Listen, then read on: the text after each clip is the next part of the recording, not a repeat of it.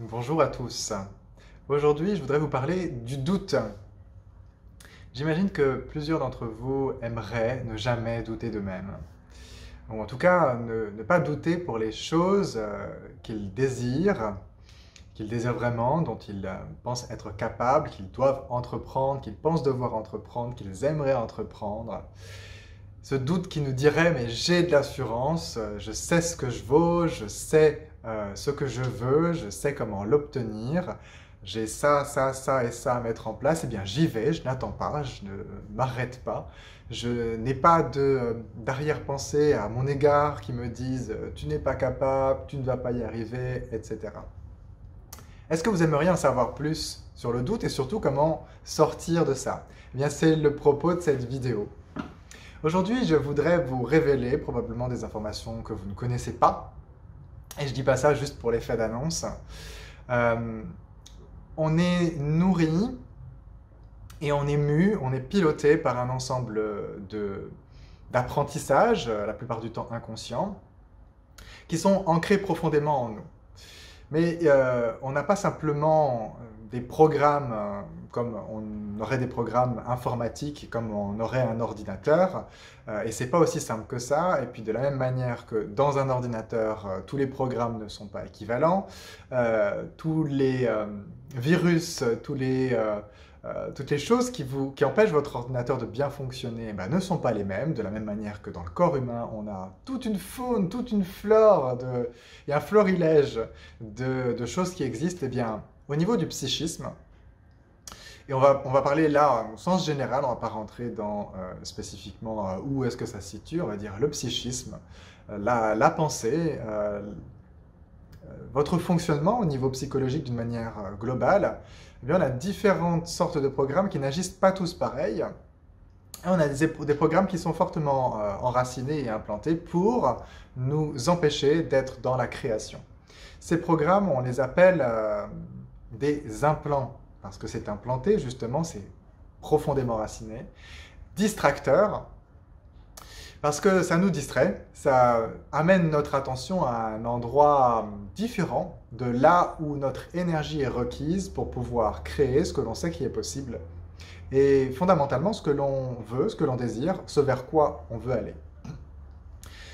Pourquoi je vous parle de ce terme en particulier? Pourquoi je vous dis que c'est une information qui est nouvelle?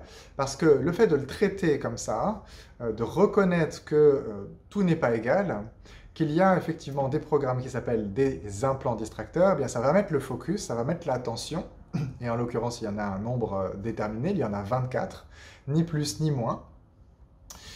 Le fait de prendre ce parti pris, puisque c'est de toute façon toujours un parti pris, hein, c'est quelque chose qui doit être mis à l'épreuve, ça va vous donner une perspective qui va être différente.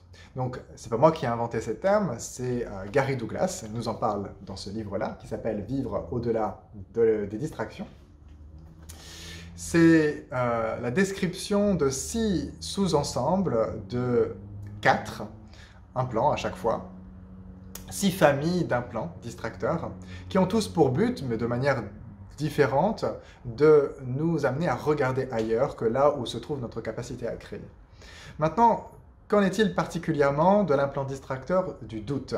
Eh bien, c'est un programme qui nous amène à porter l'attention sur nous de façon négative et qui nous amène à être dans la remise en question, voire la remise en cause, en l'occurrence plus la remise en cause d'ailleurs, pour regarder en fait, est-ce qu'on a tous les éléments? Est-ce qu'on a tous les éléments pour avancer? Est-ce qu'on a tous les éléments pour prendre des décisions? Est-ce qu'on a tous les éléments dans notre procession? Est-ce qu'on est capable? Est-ce qu'on est assez? Est-ce qu'on est? Et ce processus de question qui est un processus de questionnement destructeur, on peut l'utiliser lorsqu'on le repère pour avoir une prise de conscience et de se dire, ok, qu'est-ce que je désire créer? Et est-ce que m'arrêter ici pour prendre le temps de réaliser quelles sont mes ressources, ça va m'apporter plus, ou est-ce que je sais déjà que j'ai les ressources et j'identifie que c'est un programme particulier qui est toujours qui est toujours en vigueur, peu importe qui l'a installé, qui l'a mis là, moi, quand, D'autres personnes, ça n'a pas vraiment d'importance. Mais est-ce que je me permets d'agir ou est-ce que je m'arrête à cause d'un programme? Et là, vous commencez à reprendre le dessus. Alors, ce qui est le spécifique à propos des implants distracteurs, et c'est quelque chose que je vous invite à expérimenter, c'est que si vous regardez cet implant tel qu'il est, et que vous cherchez à gérer cet implant, vous allez toujours être distrait parce qu'il va toujours vous amener à avoir la bonne euh, raison et justification de pourquoi vous vous êtes limité. Vous allez toujours chercher le qu'est-ce qui rend mon doute, par exemple, valide? Qu'est-ce qui le rend valable? Qu'est-ce qui fait que j'ai raison de m'arrêter? Ben, j'ai raison de m'arrêter parce que quand j'étais plus jeune, voilà ce que j'ai vécu. Et puis je me suis trop emporté, j'ai été trop enthousiaste, j'ai pas été assez réfléchi. Non, c'est pas une histoire d'être réfléchi, c'est pas une histoire d'être trop enthousiaste. C'est une histoire d'être prêt à apprendre et reconnaître que pour l'apprentissage, bah bien sûr, vous avez tout un tas d'expériences qui ne vont pas fonctionner, qui ne vont pas créer d'emblée ce que vous désirez créer. Et au travers de cet apprentissage, vous allez continuer d'apprendre si vous permettez d'apprendre. Mais souvent, ce qu'on a tendance à faire, c'est on fait une expérience et puis en fonction du résultat, eh bien, on déduit ce que l'on aurait dû faire pour en quelque sorte comme une préparation d'une expérience future. Et sur base de ça, on commence à avoir un jugement sur nous, un jugement positif ou un jugement négatif. Or, c'est conforme à ce que je désirais faire ou ce n'est pas conforme, donc du coup, j'ai bien agi ou j'ai mal agi. Et sur base de ça, en fait, on développe des sentiments. On se fige dans une interprétation de ce que l'on a vécu plutôt que de regarder on pourrait dire froidement, mais c'est pas froidement, c'est regarder au-delà des sentiments, ce que l'on a perçu, ce dont on a pris conscience au travers de cette situation. Quels sont les éléments qui fonctionnent? Quels sont les éléments qui nécessitent d'être réajustés? Quelles sont les nouvelles expériences que l'on peut faire qui peuvent nous conduire au résultat? Et là, c'est vraiment un point de vue pragmatique.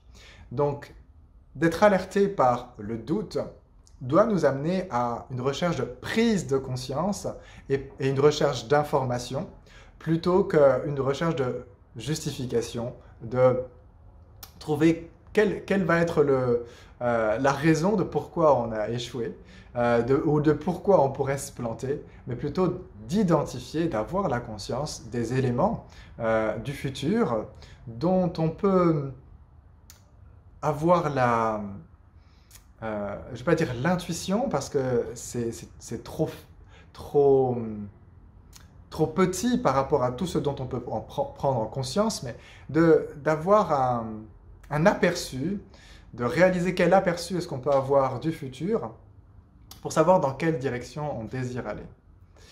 Maintenant, pour pouvoir traiter efficacement n'importe lequel de tous les 10 implants distracteurs, on doit toujours regarder ce qui se cache sous la surface. Parce que si l'on est distrait, c'est que quelque chose est digne d'intérêt. Et ce quelque chose qui est digne d'intérêt, en dessous de tous ces implants distracteurs, eh bien c'est nous, c'est nos capacités, nos forces, nos puissances, notre volonté, notre ambition, tout ce que l'on est capable d'accomplir. Et donc, on peut le voir comme un ennemi ou on peut au contraire le voir comme une loupe grossissante qui va nous obliger à aller regarder vraiment en dessous tout ce qui cache, tout ce qui se met en travers et pourrait nous empêcher d'avoir accès à ce qui est véritablement là. En l'occurrence, ce qui est vraiment là, au-delà du doute, c'est notre capacité à choisir, c'est notre capacité à être conscient, qui dépasse et va bien au-delà de tout ce que l'on a décidé, de tout ce que l'on a jugé à propos de nous-mêmes et de nos capacités. Et c'est pour ça qu'on doit aller regarder donc sous la partie immergée, la partie donc implantée, pour aller déraciner ce qui nous écarte toujours du chemin de la création. Donc dans la mesure où vous reconnaissez que le doute est un programme, vous avez le choix. Est-ce que vous allez vous laisser diriger par ce programme ou est-ce que vous allez faire un choix différent? Vous allez choisir de reconnaître que c'est un programme, que vous pouvez choisir de suivre ce programme, d'être en pilote automatique, vous vous laissez conduire Et vous allez voir, à force d'expérience, que en général, ça ne marche pas. Ou alors, de prendre de nouveau le pouvoir sur vous-même et de vous dire, OK, si j'étais conscient, là, ici, maintenant, si j'étais le pilote, si c'était moi qui maîtrisais vraiment tous les aspects de cette situation, c'est moi qui distribue les cartes.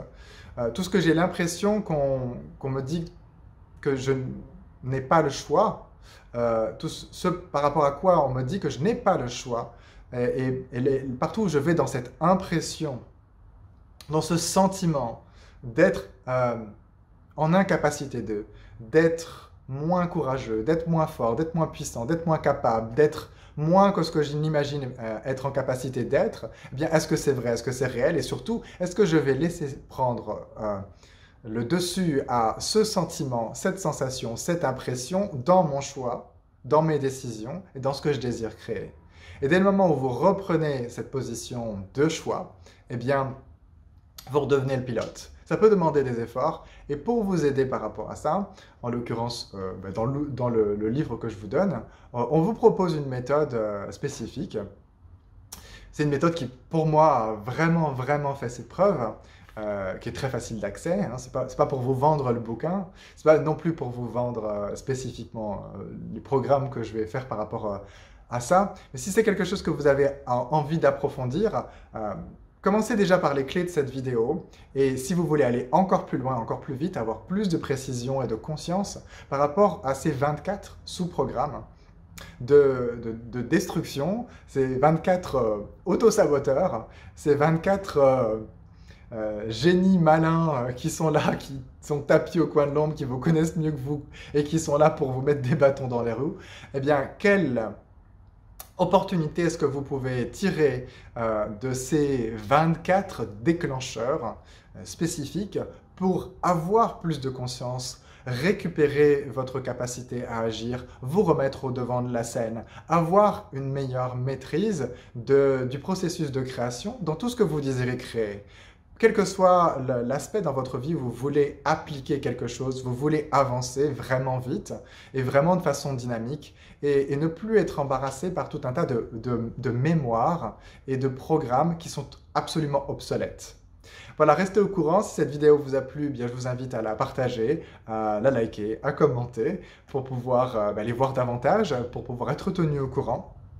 Je vous invite également à me rejoindre dans le groupe Facebook totalement gratuit et auquel vous pouvez adhérer, simplement en répondant aux 3 questions qui sont à l'entrée pour pouvoir y venir. Vous aurez des inspirations quotidiennes. Je vous dis à très bientôt. Merci. Au revoir.